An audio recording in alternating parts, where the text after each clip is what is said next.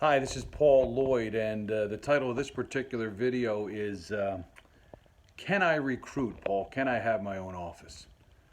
I wanted to do this immediately upon coming in from my 7 mile walk real early this morning, and I got sidetracked and I couldn't do it. So it's the end of the day. It's right around 4 o'clock, so I just decided to do it right now. And I don't rehearse these things that but I sort of, when I was doing my walk, I was trying to come up with the really good answer for you. Can you have your own recruiting office? Can you start your business and be a recruiter? And my initial answer to that is absolutely.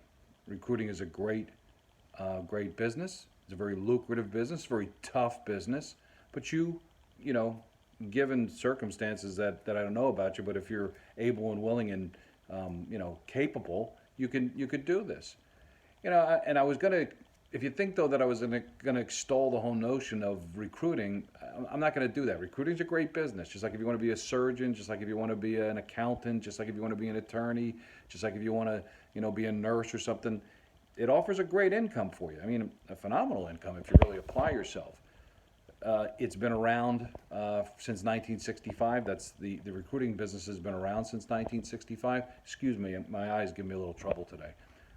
There are thousands of recruiting offices around the world, recruiting in literally and there's tens of thousands of recruiters that are recruiting in hundreds of different specialties: accounting, banking, nursing, healthcare, government, warehousing, managers, sales, you name it, IT, you name it, where there's a fee to be made, you'll find a recruiter.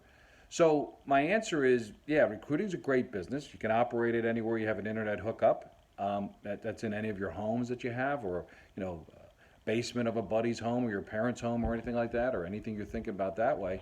You can do that, and you can really make great money. And my program, as I said in another video, and my training is, the best that there is on the planet. The value is the best. And I have another video that does that. I have another video out there that shows you the key component, which is the heart of recruiting, which is phone time. And then there's other components. And then there's other things about other video I have about how much money you can make and what you got to bring to the table. Take a look at that.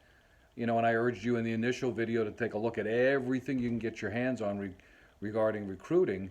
And then I have another one I think out there right now that's the 7 reasons why my dealing with me, if you want to enter into the world of recruiting and have your own office and become an executive recruiter, why dealing with the 7 reasons why dealing with me makes perfect sense and the best sense for you.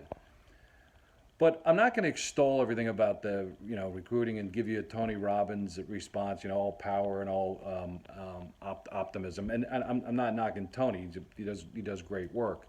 But what I want to do to keep it real for you is I want to come across and I want to I want to make sure that you understand what you're up against. Because if you understand it and you want to move forward, fantastic. But if you're gonna be in a position where you just think you can wake up and recruit and everything will be peachy, I think you're barking up the wrong tree. So in this video, when I did my walk today, I remember I focused on 3 particular things that I wanted to convey to you, and I think that those 3 things will help you come to terms with it, especially if you're sitting next to your wife or your husband or your boyfriend or your girlfriend or your significant other or your daughter or whatever, and you're saying, hey, Paul, can I recruit? What do I really have to contend with and think about if I really want to be an executive recruiter? Because the executive recruiting business is a tough business. It's a great business. But what should I be concerned with, Paul? And I think that the first thing you have to be concerned with, and it might sound overly simplistic, but you have to be concerned, or you have to address, to try to see if this is a match for what you want. Now, you might say that's overly simple, Paul, and I don't know where you're going with this, but let me explain. The recruiting business will provide you with a good income if you're working hard, but it has to be something that you want to do. Now, there's other angles and other things that come into play here that you might not consider. For example, I would rather coach the Philadelphia Eagles. I love the Eagles. I would rather coach the basketball team for LaSalle University, where I graduated back in 1982. out of Philadelphia. I'd rather coach. I'd rather coach them.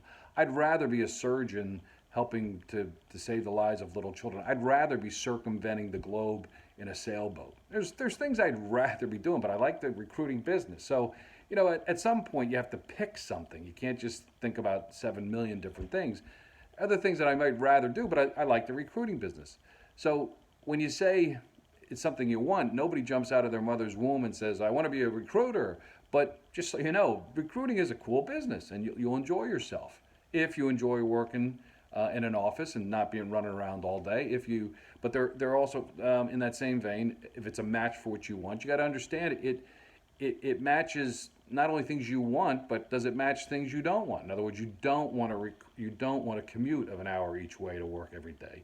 You don't want an idiot boss always limiting your ability to make more money. You don't want to be building somebody else's business. You don't want to be in a cubicle next to people that you don't like, you don't want to deal with, and you're tired of dealing with.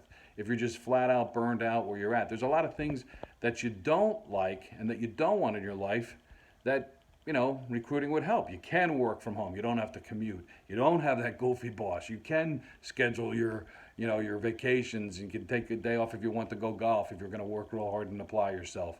There are a million things that you can do that it fits your lifestyle, which leads me into the number one thing that I think work should do for people, because you see a lot of garbage out there on the internet. There's ads on all. The only thing I really look at is YouTube. I don't look at television. I don't look at the news. But on these YouTubes, there's a lot of these things where there's these scams where you see it's the same thing. Don't trade time for money. Live here and work here, and I work on the beach, and I work 2 hours a day, and all it is just a form of network or multi-level or whatever goofy marketing, and to me there's so many scams out there. It's off the charts, and it's not really real, and people are just extolling it. Recruiting is a real business. It's a real business. So in effect, you really should understand that recruiting is going to be around for a long time. So if it's something that you want to do, great. But really try to evaluate if it answers all the questions for what you want, not for what someone wants for you, not for your girlfriend, what she wants for you, your boyfriend wants for you, or your father, your mother. It has to be something that you want to do. And realize that there are other factors that it might answer. It might get you away from a soul-wrenching, horrible thing that you just can't do it anymore job. There's a million reasons. You've always wanted, and proactively and positively, you've wanted your own business for a long time. This answers the question, and it'll be around and it'll help you. But it has to be something that you really, really want to do. That's number one. The second thing I wanted to talk about is that I think you got to understand it. And I don't think people really give this a lot of clue. There's a lot of fear when people are wondering, well, how can I transition over, and how can I move my salary, and how long is it going to take me to get money? That you can figure out in 10 seconds. I mean, you just got to get over the fear factor. But I think the second thing that I want you to understand, and this is key, is you got to ask yourself, can I take the pain? Can you take the pain associated with a business? Anybody can cash a $22,000 check or a $26,000 check. That's fantastic. Those days are great. Afterwards, when I just started this business a long time ago, I used to go down to the beach and smoke a cigar and celebrate. Hey, made a placement, boom. Anybody can cash a check. Anybody can deposit a check. Anybody can feel happy about that. But can you take the pain? And the pain comes from two different sources, and people don't realize this. The pain comes from, number one, outside sources that you'd least expect, because you're doing something meaningful. And anytime you do something out of the ordinary and something meaningful, people talk shit about you. They bear false witness against you. If you have maybe a month or 2 months and you're saying I'm doing bad, they'll say, they'll get back to you that, yeah, you're an idiot. You shouldn't be doing that. That there's no repeat sales in it. That people can dream, and from the least amount of sources you can imagine, or pardon me, the least expected source imagine, you'll have people that'll be talking crap about you. It doesn't matter. But there's also the brutal aspect of any type of business. How about when you call your newly placed person, and you call them on the phone for the first day, which is you should do, they're going to start their new job, and you're trying to get them on their first day. Say, hey, congrats! I hope it goes well. I mean, they've already signed commitment letters. They've already agreed upon salary. They've agreed. They've let their boss know that they're leaving. They let the new guy when they're coming. The new dates are all, their desk is ready for them and everything. And all of a sudden, you get no answer. And then early in that morning, you get a call from this new senior guy. He says, hey, Paul, where's Jim? He was supposed to start this morning. Your voice box goes down into your shoes, and you say, well, let me get to him. Let me see if I can't contact him. I don't know what's going on. And you're hoping for like a fender bender or something, but that's not what happens. You call and call and call, and then later that afternoon you get a call back after your fourth call to the guy. The person was supposed to take the job, and they say, hey, Paul, I decided I didn't want to call you, but you had thought it over 3 times and changed my mind, and I took a counteroffer. And then you just say to yourself, all right, but hey, Paul, if anything else ever comes up, let me know. And you just yeah, sure. And all that work you did, and all that effort, and all that mud on your face with the new boss, because this guy didn't show, and the $25,000 check you were expecting to deposit into your account in 30 days when you were going to get paid, it's all gone. Pain. Can you take that pain? Can you take the pain of on a January day calling when you don't feel like calling? Can you take the pain of when you do call, people string you along, and they don't pull the trigger, even though you send them fabulous candidates, and they just don't pull the trigger and make a decision. Can you? There's millions of other reasons in business that tough stuff comes up. You don't make a placement for a couple months because of X or Y, or your mother died, your father died, your retina detaches, you have a stroke. You have your son or daughter has a bad illness or whatever that really consumes your time, and you're not paying attention. I mean, the reasons are plentiful, but if you're not on your A game, you're not making placements. When you're on your A game, boom, everything's cool. But can you take the pain associated with stuff that's going to happen and then move forward? And only you can answer that, because it comes from 2 sources, outside sources that don't have anything to do with your business, and then the inside day-to-day stuff that goes bad with business or any business, and it's painful, and it's real. So everybody wants to tell you all the fabulous aspects of business, and it's great. Working for yourself is fantastic. Working from any of your homes that you can do, that's unbelievably flexible. You get to serve the poorest of the poor. You get to do things that you have some flexibility, even though you got to work real hard. You still have some flexibility. You don't have jackass bosses. The pluses are off the charts, the money, but can you take the pain associated with business ownership? I'm not talking about your fears. I'm talking about those you have to overcome. That's next. But can you take the pain associated with crap when it goes wrong? And you have to be honest with yourself. If you're saying, can I do this? Can I work a desk? Can I own my own recruiting business? And then the third thing is, I think you really should understand, is can you rid yourself or deal with or come to terms with some of the demons and deficiencies and bad habits that you have, and overcome them for you to move forward every day. Are you smoking weed 5 times a week? Are you looking at porn 5 hours a day, or a week? It doesn't matter. That's horrible. Are you shooting cocaine into your arms every day? Are you doing heroin every day? Are you playing video games 12 hours a day? Are you staying up till 12:30, 1 o'clock at night watching TV every night? Are you lazy? Are you someone who doesn't want to get after your work? Are you someone who whines and complains and makes excuses? Are you someone who has really been, put through the ringer, and you're coming out of an emotionally terrible time, and you're trying to catch your breath, and you don't know whether or not you can catch your breath because you don't have your mind mentally there? Is your physical health good enough? There's many things that you have to answer yourself, but you have to bring a strong you to this business, or any business for that matter. And you have to be totally honest with yourself to understand that you have to be on your A game. You have to be able to make calls all the time and be on the phone all the time. And if things don't pan out for a week or whatever, and you're saying to yourself, what's going on?